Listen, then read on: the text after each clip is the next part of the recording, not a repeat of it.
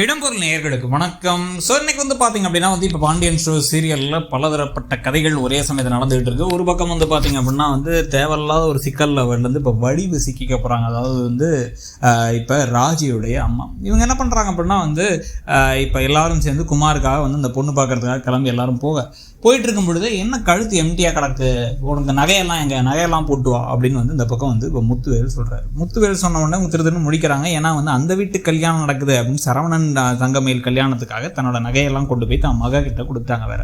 So அந்த நகையை திருப்பி வாங்கியிருந்துருக்கலாம். அதை கொடுத்துட்டோம் அப்படியே இருக்கட்டும்னு விட்டாங்க. ஆனால் சிக்குவோன்னு அவங்க யோசிக்கல. இப்போ உடனே கல்யாணத்துக்கு அப்போ எங்கே நகை அப்படின்னா அது அவங்க நகையெல்லாம் அவங்கள்ட்ட இருந்தால் தானே அப்படின்னு மாறி வளர என்ன அப்படின்னு கேட்டால் இல்லை எல்லாத்தையும் பேங்க்கில் வச்சாச்சுங்கிறாங்க. ஆமாம் போன வாரம் தான் வச்சோம் அப்படின்னா அதை எங்கள்கிட்ட சொல்லாமல் எப்படி வச்சிங்க அப்படின்னு இந்த பக்கம் முத்து வேணும் சக்தி வேணும் கேள்வி கேட்க பாட்டி அப்படியே உள்ளார புந்து எல்லாத்தையும் சொல்லிட்டு செய்வாங்களா உடுப்பா அப்படின்னு சொல்லிட்டு கிளம்பிடுறாங்க. உடனே மாறி தாங்கலத்தில் இருக்க ஒரு நெக்லஸ் எடுத்து இப்போ இவங்க கழுத்தில் போட்டு கிளம்பி கூப்பிட்டு போயிடுறாங்க. ஆனால் ஒரு சந்தேகம் இருந்துகிட்டே தான் இருக்குது அந்த குடும்பத்தில் எல்லாத்துக்கும். இதுக்கு நடுவில் இப்போ வண்டியை தொடச்சிக்கிட்டு இருந்த கதிருக்கு ஒரு பெரிய ஷாக்காக அவரோட ஃப்ரெண்டு திருப்பி கேட்குறேன்னு சங்கடப்படாதரா, எனக்கு கண்டிப்பாக தேவை உன்னோட கொடுத்த வண்டி இப்போ ஒரு அவசர தேவைக்காக தேவைப்படுதுன்னு உடனே சரி அப்படின்னு உடனடியாக கொடுத்துட்றேன் அப்படின்ட்டாரு அவர். இப்போ அவன் வண்டியை அவன்கிட்ட கொடுத்துடலாம். இப்போ ஆனால் என்ன பண்ணுறதுன்னு தெரில, வேலைக்கு தான் என்ன பண்ணுறதுன்னு தெரிலன்னு ஒரு யோசிச்சுட்டு இருக்க. உடனே என்கிட்ட சைக்கிள் இருக்குங்கிறாரு இப்போ பழனிவேல். என் பழைய சைக்கிள் இருக்குது, அது உங்கள் அப்பா காசுலாம் வாங்கலை, உங்கள் அப்பாட்ட வேணா போய் கேட்டு வாங்கிக்கையா நீ வண்டியன்னா அவர் தான் வேணாம், அவர் 1000 ரூல் சொல்லுவார், அவர் வேலைக்கே போக வேணாங்குவார் அப்படின்னா இந்த சைக்கிள் யார் காசுங்கிறார். நான் சேர்த்து வச்சு வாங்கினதுரா அப்படின்னா அப்போ சரி அந்த சைக்கிளை நான் எடுத்துக்கிறேன், சைக்கிள்லேயே போய் கொடுக்குறேன், பரவாயில்ல அது ஒன்றும் பிரச்சனை இல்லை, நான் பார்த்துக்குறோம், எக்ஸசைஸும் ஆச்சுன்னா அவர் அதை எடுத்து போகிறார். இது வீட்டில் யாருக்கும் தெரியாது. இதுக்கு நடுவில் தங்கமயில் வேறு உடம்பு சரியில்லாமல் இருக்காங்கிறத மீனாவும் ராஜியும் தெரிஞ்சுக்கிட்டு உள்ளார போய் தங்கமயில் நிஜமாக விசாரிக்கிறதுக்காக போகிறாங்க. என்ன ஆச்சு அப்படின்லாம் கேட்டு நீங்கள் இன்றைக்கி மாமாவுக்கு சாப்பாடு கூட கொண்டு போகலையாமே, அந்த அளவுக்கு முடியலன்னு கேள்விப்பட்டோம் அப்படின்னு உடனே நம்மளை கிண்டல் பண்ணுறாங்க போலன்னு மனசை நினச்சிக்கிறாங்க. ஏதாவது தேவைன்னா சொல்லுங்கக்கா, நாங்கள் தரோம், உங்களுக்கு மாத்திரை மருந்து போடலாம், இல்லை தைலம் மட்டும் தேய்ச்சேன், அவன் மாத்திரை போடுற அளவுக்கு தலைவலி இல்லைங்கிறாங்க. பார்த்துக்குங்கக்கா, ஏதாவது தேவைன்னா சொல்லுங்கள், நாங்கள் ஹெல்ப் பண்ணுறோம் அப்படின்னு அக்கறையாக சொல்லிட்டு 2 பேர் எல்லாம் வராங்க.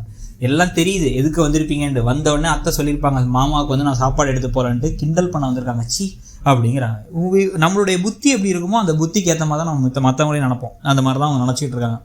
ஸோ இப்போ இந்த சமயத்தில் பார்த்தீங்க அப்படின்னா இவங்க வராங்க, இவர் சரவணன் வராரு. வந்த உடனே என்னாச்சு ஏதாச்சுன்னு கேட்கலான்னு சொல்லிட்டு என்னாச்சு தங்கமயில் அப்படின்னு கேட்டால் தலைவலிக்குது அப்படிங்கிறாங்க. அப்போ சரி நீ ரெஸ்ட் எடுத்துக்கோ, நான் உனக்கு ஏதாவது காஃபி போட்டுறேன், தண்ணி எடுத்து வரேன் அப்படின்னு கிளம்பி போயிடுறாரு. என்ன அவ்வளோதான் கேட்குறாங்க, அதுக்கு மேலே எதுவுமே கேட்க மாட்டுறாரு.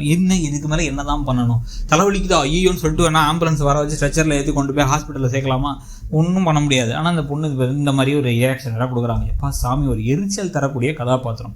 ஸோ இப்போ இந்த சமயத்தில் தான் பார்த்தா இன்னமும் கதிர் வரலேன்னு வெயிட் பண்ணிகிட்டு இருக்கும் பொழுது செந்தில் வந்தாச்சு, பழனிவேல் வந்தாச்சு, எல்லாரும் உட்காந்துட்டு இருக்காங்க. இல்லை அவனுக்கு நீங்கள் முதல் நாள் வேலைலாம் கொஞ்சம் லேட்டாக வருவான் அப்படின்னு பழனிவேல் சீக்கிரம் வரேன்னா அப்படின்னு பழனிவேல் சொல்ல, என்ன முதல் நாள் வேலை 1 மாதத்துக்கு மேலே வேலைக்கு போயிட்டு இருக்கானே அப்படின்னா, இல்லை வண்டியை வாங்கினதுனால சைக்கிளில் வேலைக்கு போகிறான் அப்படின்னா. சைக்கிள் இல்லையா, அது எப்படி கஷ்டமாக இருக்காதா அப்படின்னா, இல்லை அதனால் ரொம்ப நேரம் ஓட்ட முடியாது, கொஞ்சம் நேரம் தான் டெலிவரி பண்ண முடியும்னு வந்துட்டான், வரப்போகிறான் அப்படிங்கும்போது ஒரு வந்துடுறார்.